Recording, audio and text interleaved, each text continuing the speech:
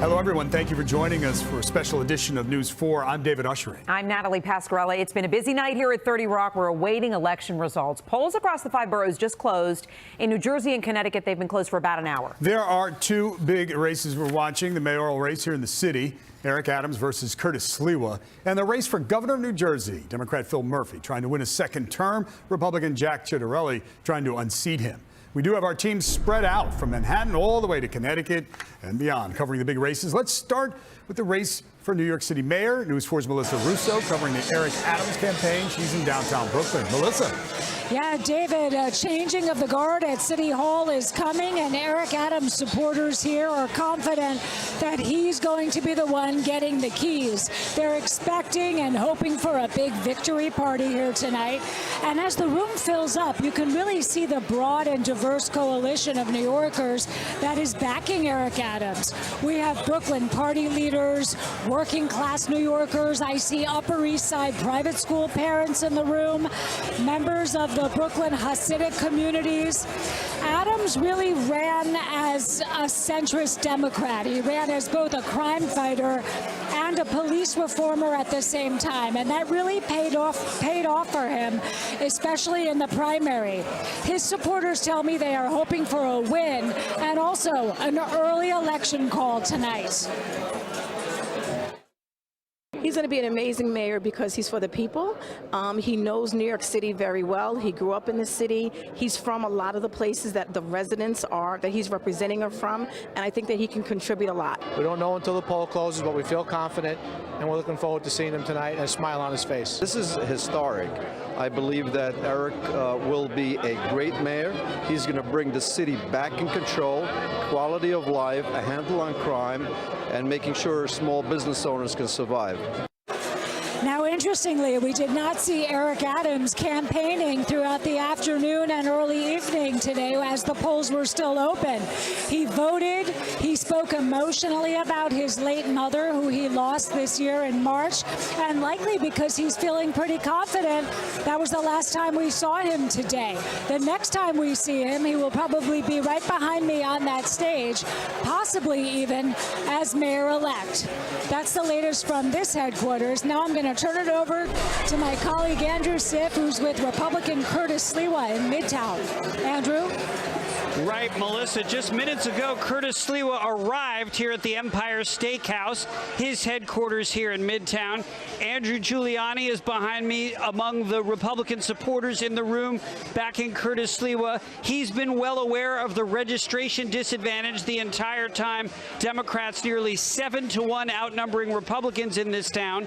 And when Curtis Sliwa showed up to vote this morning on the Upper West Side, he quickly had violated 2 no-nos. Take a look.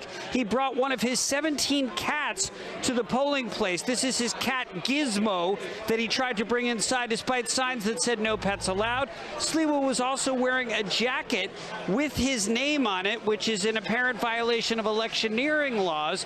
Nonetheless, did manage, despite the optical scanner getting jammed, to cast his ballot on the Upper West Side. Now, who he expects to win over in the late going here includes municipal workers upset about Bill de Blasio's vaccine mandate.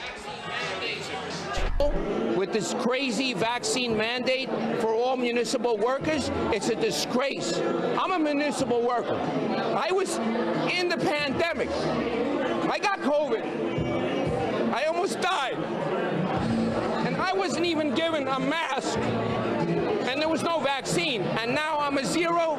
This is absolutely disgraceful. And we are not anti-vax. We are pro-choice. If we were given a choice to get tested on a weekly basis for a year and a half, why now? Or we have to get mandated. Adams is putting the New York City in danger. Now, of course, the mandate only became a policy on October 20th, and early voting started right after that. There also isn't much evidence that New Yorkers as a whole are opposed to the mandates. Nonetheless, Curtis Sliwa hoping to pick up on that sentiment voiced by some of the firefighters and others throughout the city. The polls have closed. Sliwa hoping to pull off a major upset. Reporting live at his headquarters, I'm Andrew Siff, News 4 New York. Sending it back to you. All right, Andrew, thank you for the latest there. We want to get to the other big race we're following tonight for New Jersey Governor Phil Murphy taking on Jack Citarelli. Now, Governor Murphy would make history with a win because New Jersey hasn't reelected a Democratic governor in more than 4 decades. Let's give you a look right now at where the race stands at this hour. You see Governor Phil Murphy there with 58%. This is just 5% reporting at this point. Citarelli with 41%. Let's get out to News 4's Brian Thompson covering the Murphy camp. And Brian, you're joining us live from Asbury Park. How's it going? That's right. We are in the arcade at the convention hall here where Murphy has set up for his what he hopes is a victory statement. He's right across the street, we are told, at the Asbury Hotel, watching the returns there.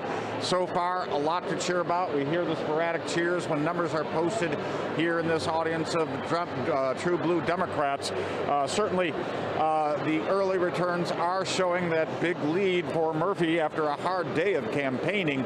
We caught up with him earlier today in Newark with Mayor Ross Baraka.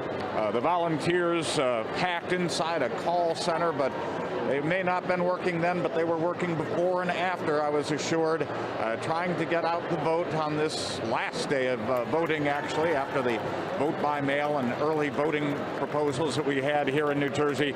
Murphy clearly stating that he is running on his record. Our pension payments, first full one in 25 years, $6.905 billion on one day.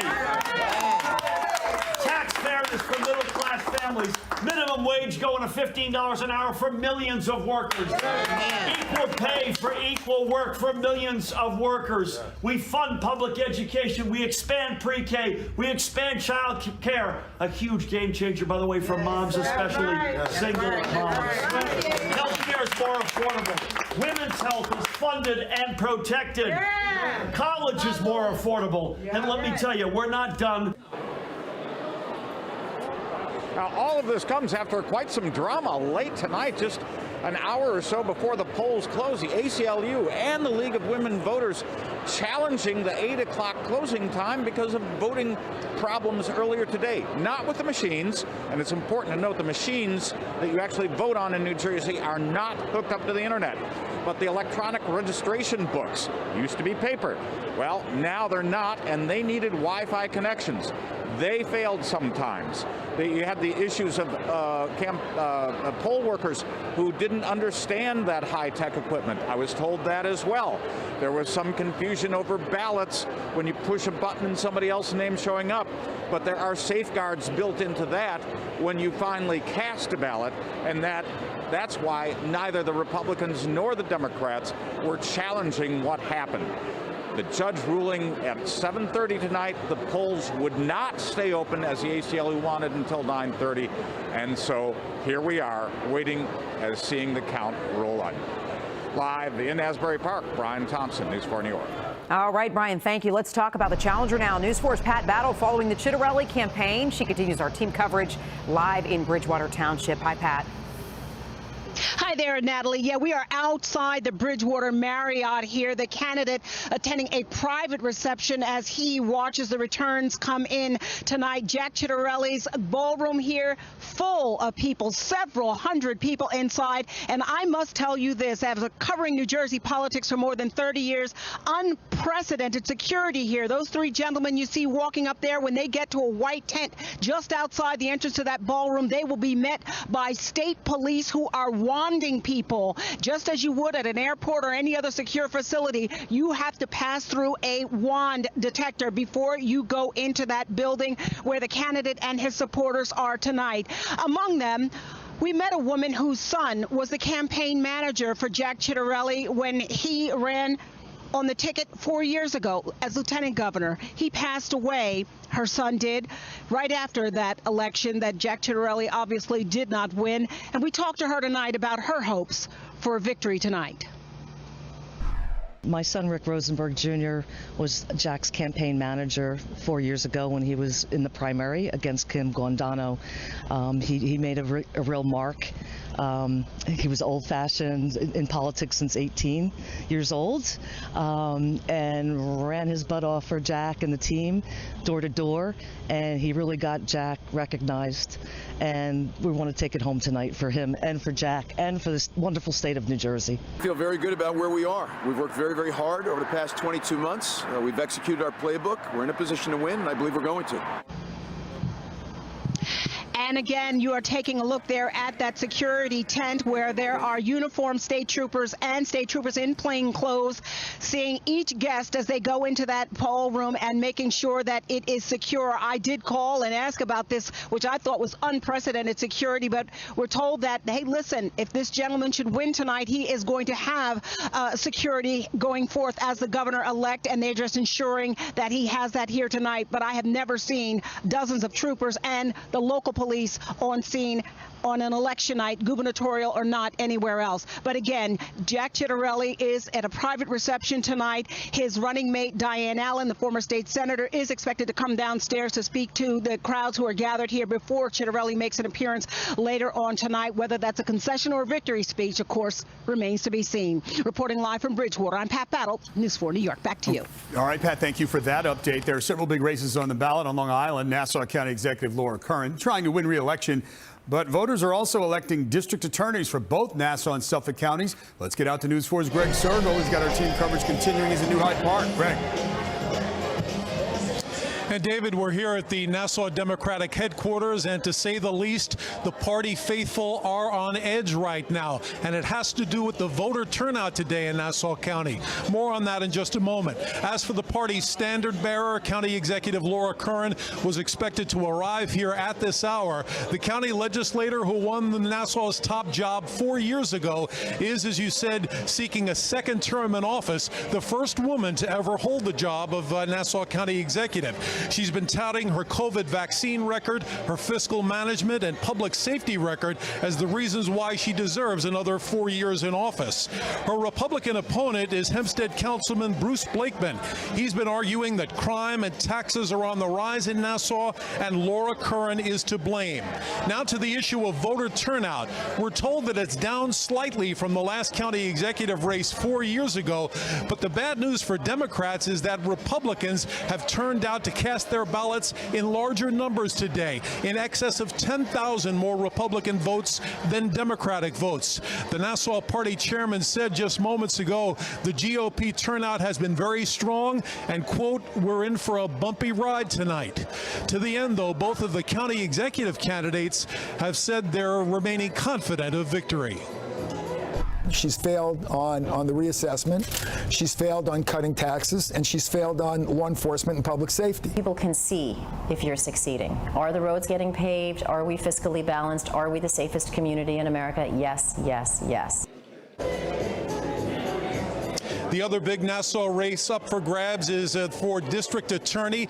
Todd Kaminsky, a state senator, is the Democratic candidate, and a former Nassau prosecutor, Ann Donnelly, is the Republican.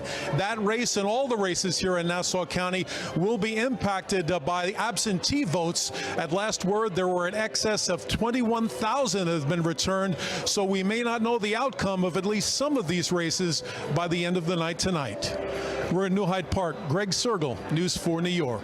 All right, Greg, thank you for the latest. Let's go to Connecticut now. Former Major League Baseball player and manager Bobby Valentine running for mayor in his hometown of Stamford. Now, he's on the ballot as an unaffiliated candidate. It's a competitive race against Democrat Caroline Simmons, who's upset the city's two-term mayor in the primary. Now, News 4's John Chandler joining us live from Stamford tonight with the latest. John. Natalie, polls here in Connecticut have been closed for well over an hour now as returns start to trickle in. Bobby Valentine had told me before, he noted, of course, a former baseball manager, that he expected to watch election returns with Game 6 of the World Series also on one screen, but he figured he's probably going to be paying less attention to baseball, way more attention to his future as the potential mayor of his hometown of Stamford. Bobby Valentine voted early this morning. He is, of course, 71 years old, born and raised here in Stamford. Stamford, Connecticut, but he has, running as an unaffiliated candidate, tried to stay above partisan politics. Still, this has been a very chippy race between he and Caroline Simmons, who is a state representative. At what point he referred to last week Ms. Simmons as a 35-year-old girl in an interview with the Associated Press. That drew heavy amounts of criticism and some pushback from the state representative, Caroline Simmons, saying that comment was offensive and misogynistic. Now, Caroline Simmons voted early this morning as well, and she upset the incumbent David Martin, who was going to try and run for another term as the mayor here in Stamford. And it is a heavily Democratic area here. Democrats outnumbering Republicans by nearly double, 2-to-1 in registered voters. And so, well, you think that Caroline Simmons may, and there may be a feeling that she would kind of coast to victory. Bobby Valentine is immensely popular here in Stamford, and the expectation here is as results trickle in, this is going to maybe turn out to be a very close race. They had hoped to hear returns and know around 10 o'clock. Both campaigns made that clear to me, but it could be later than that. Could be a long night for both of these candidates here in Stamford. We are live in the south end of Stamford, outside of Bobby Valentine's headquarters. Now back to you. Okay. You'll be watching, and I'll be watching. And now, with the polls closed in New York about 15 minutes ago, we understand the Associated Press has called the race for Eric Adams. You can see there with the percentage reporting, but he is the projected winner. That was to be expected in the heavily Democratic city. All right, 12% is in, but they can call it. They have called it, as you said, Dave, and we're staying on top of this, as David said, as they roll in. We have you covered here online and on air. Make sure to download our NBC4 New York app for all the alerts. We'll bring you any breaking results and coverage. And on our website, NBCNewYork.com, we'll have those updates on the air. We'll be here the next few hours and, of course, on News 4 at 11. That's right, but we'll see you on the air at 9:42 for any updates that we get between now and then. And again, if a race is called, like Dave just said with Adams, you can watch the victory and concession speeches right here on our website or the News 4 New York app.